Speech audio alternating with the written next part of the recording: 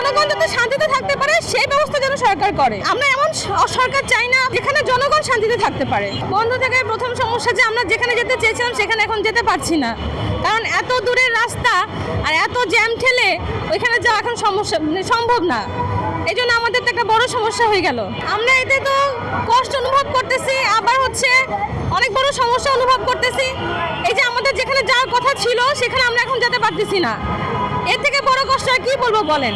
আমাদের মতো তো আরো জনগণরা নিশ্চয়ই এখন কোথাও যাওয়ার কথা থাকলে কোনো জরুরি কাজে তারা নিশ্চয়ই সেখানে হয়তো অনেক কষ্ট করে যাচ্ছে, সিএনজি অথবা বাসে করে বা উবার ভাড়া করে, যেটাই হোক না কেন রাস্তা দিয়ে যাচ্ছে বলে তাদের জ্যামের কষ্টটা ফেস করতে হচ্ছে। আর অথবা ওইখানে যাওয়া বাদ দিয়ে আরেকটা সমস্যা পড়তে হচ্ছে। আমরা যেরকম এই রাস্তার এই জ্যামটা ফেস করতে চাই না বলে আমরা যেরকম ওখানে যাওয়াটা এখন বাদ দিচ্ছি, তাতে আমাদের যেরকম একটা কাজের সমস্যা হয়ে যাচ্ছে, সেরকম এরকম তো নিশ্চয়ই আমাদের মতো আরো অনেকেরই এই সমস্যা ভোগ করতে হচ্ছে।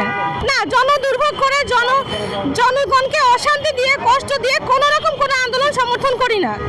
আমরা চাই যে আন্দোলন হোক আর যেটাই হোক এমনভাবে হোক যাতে জনগণের কোনো কষ্ট না হয়, জনগণের যাতে কোনো অশান্তি না হয়, জনগণের যাতে কোনো সমস্যা না হয়, জনগণ যাতে শান্তিতে থাকতে পারে সেই ব্যবস্থা যেন সরকার করে। গতকালকে দেখেছি একটা বাচ্চা মারা গিয়েছে। এটা তো আমরা কোনোভাবে কোনো দলের কাছ থেকে আশা করি না। আমরা এমন সরকার চাই না বা এমন কোনো আন্দোলন চাই না যে আন্দোলনের কারণে জনগণ এই মৃত্যুর মুখে চলে যায়, জনগণের মৃত্যু হয়ে যায়। এরকম আন্দোলন আমরা চাই না। আমরা চাই এমন আন্দোলন, এমন নির্বাচন, এমন রাষ্ট্র গঠন যেখানে জনগণ শান্তিতে থাকতে পারে। আমরা জনগণের শান্তিটুকুই চাই। এটা তো আসলে আমাদের মতো যারা জনগণ আছে তাদের তো আসলে বিভ্রান্তি হচ্ছে। সেটা হলো আমাদের যাতায়াতের সমস্যা হচ্ছে, আমাদের সময় মতো আমরা যেখানে যাব সেখানে পৌঁছাইতে পারছি না। এটা তো দেশেরও ক্ষতি, আমাদেরও ক্ষতি।